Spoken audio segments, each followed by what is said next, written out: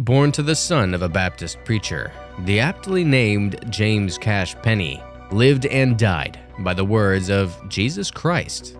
So in everything, do to others what you would have them do to you. And thus it was dubbed his business model, and the roots of which JCPenney would establish upon. Penney's had become one of the largest retailers in America, and the creator even shared some of the company profits with his employees. This was a company that once had 2,000 stores at its peak, but it simply could not contend with the confluence of cutthroat competitors like Walmart, Target, and the online juggernaut Amazon. In the wake of the coronavirus, this company was forced from being a shopping giant to a business that went bankrupt. But this is the history that they tell you. JCPenney may very well be involved in many scandals, including exploitation, and it's quite interesting what else they are hiding. This is the dark history of JCPenney. Chapter 1. A most modest mission. The day is April 14th, 1902. A man called James Cash Penney opens a small store called the Golden Rule in the small town of Kemmerer, Wyoming. He calls this the Golden Rule because his core value is, and I quote, "Do unto others as you'd have others do unto you." This was the beginning of a business that wanted to make money and grow by serving the community with fair and honest value. Fair and honest values. Please keep these words in your mind because as we go forward, you will see how these values morphed into lying and manipulation. James only grew his business from here, having 34 stores in 1912, and by 1922, Penney operated 371 stores with annual sales of $49 million. Many people believed this success was due to his honesty and his conservative policies. For example, an employee known to use tobacco or liquor, even privately, was discharged. JCPenney stuck firmly to the traditional policy of strict cash and carry, meaning if you don't have cash, you don't get to carry. Penney long advocated this to protect his customers from debt and refused to allow lines of credit for any purchase. But changes within the company began to take a dark turn when Penney retired in 1946, taking the title of honorary chairman, and this was when things went sour. In 1957, the new CEO held a meeting. A vote took place and the company's controlling members were asked, "Yes, now that Mr. Penney has stepped down, we can go ahead and change the good morals that the company was founded upon. So, do you want to start taking credit and make massive loads of cash? Or do you want to remain cash only and make only a humble paycheck?"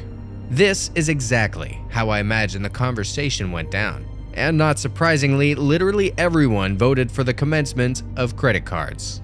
But only one man stood up for this change. The honorary chairman, of course. It was none other than Mr. Penney himself. He humbly stood from his chair and said, "It is morally wrong to accept credit cards. By accepting credit cards, you could oversell the customer and push them into financial debt."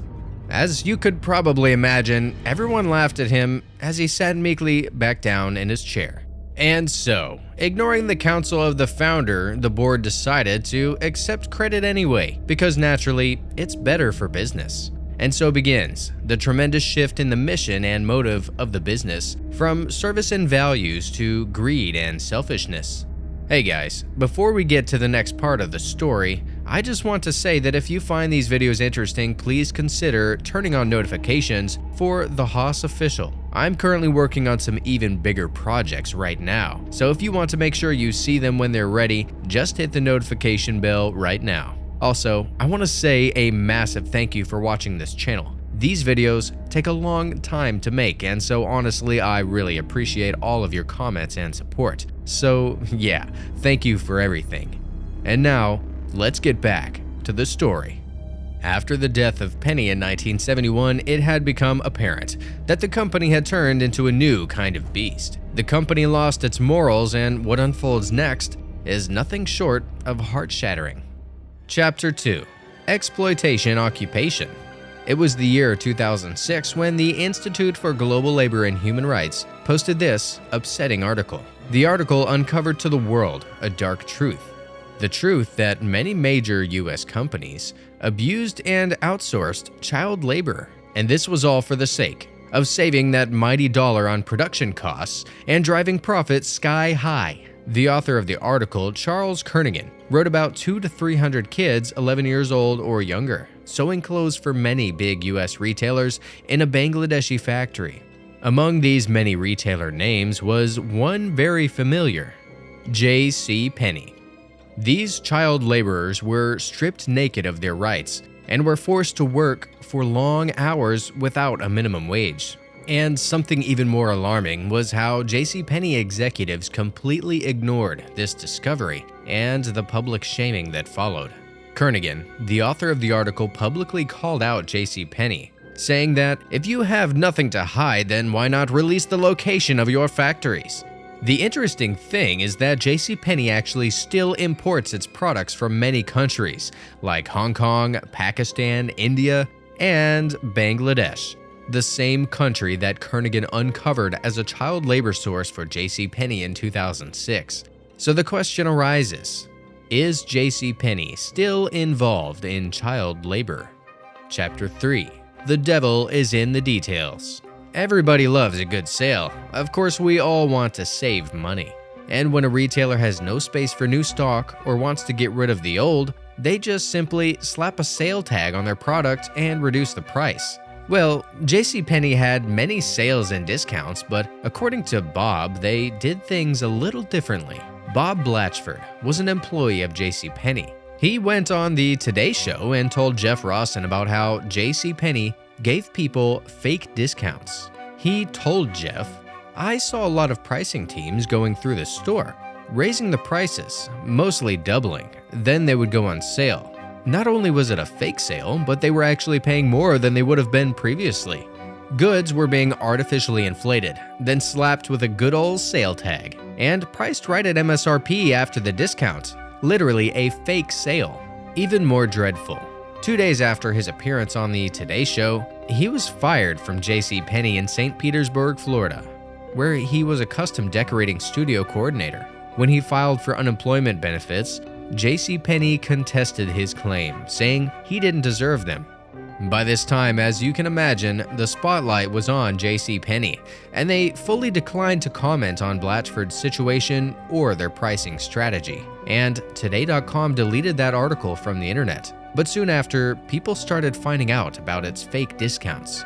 Consumer groups investigated the discounts, releasing numerous examples of sale prices that were actually higher than the original price tags. Even Time magazine declared JCPenney's prices faker than ever. Take this Michael Graves tea kettle, for example.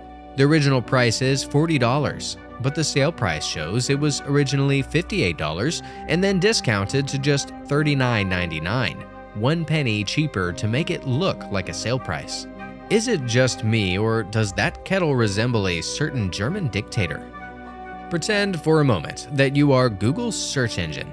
Someone types the word dresses and hits enter. What will be the very first result?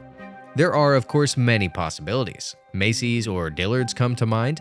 Maybe a specialty chain like J.Crew or The Gap. Maybe even a Wikipedia entry on the history of dresses.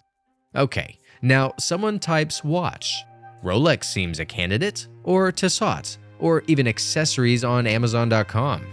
But there was a strange time on the internet where no matter what you wrote, only one website would pop up: JCPenney. This is the story of how JCPenney did black hat optimization, an unethical way of bringing your website to the top that Google considers cheating. In the year 2011, an investigation by the New York Times found that thousands of unrelated websites in the retail industry were linked to JCPenney.com. It was so bad that even if you searched for items from a specific brand, still JCPenney would be the very first result. For example, if you wrote Samsonite carry-on luggage, Penny for months was first on the list, even ahead of Samsonite.com. When the Times sent Google the evidence that it collected about the links to JCPenney.com, Google promptly set up an interview with Matt Cutts in which he said, "I can confirm that this violates our guidelines. Google did not stand idle. They punished JCPenney for this fake way of bringing their website to the top. At 7 p.m. on a certain Wednesday, JCPenney was the #1 result for Samsonite carry-on luggage. 2 hours later, it plummeted to the 71st spot in line. At 7 p.m. on a Wednesday, Penny's was the #1 in searches for living room furniture.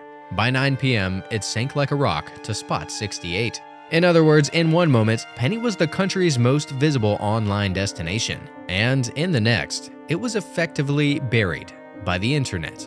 If you thought that perhaps JCPenney's might do the right thing and own up to their ghastly strategy, well, you'd be wrong. A spokeswoman for JCPenney, Darcy Brassart, pompously claimed it simply could not be JCPenney. JCPenney did not authorize, and we were not involved with or aware of the posting of the links that you sent us, as it is against our natural search policies. Now, does she really expect us to believe that someone else made fake links to boost JCPenney on the search engine? Who else would want a massive explosion of exposure to millions of eager online shoppers? And why would someone do that? Chapter 4. Long Live Morality. Rewind to 1914. A person launched his business that would prosper by honesty. That honesty would then change to profit, and eventually after his death, to lies, scandals, and child labor. If James Cash, a person of morality and honor, could foresee the future of his company, he might think twice about starting it at all. Recently, many people have emerged that they remember JCPenney as JCPenney, without the E. While the officials at JCPenney have falsified the claim, researchers are bringing up old advertisements found in circulars and catalogs, originating from JCPenney itself. Sure, this may not be the epic scandal that requires serious investigation, but it still remains a mystery for now.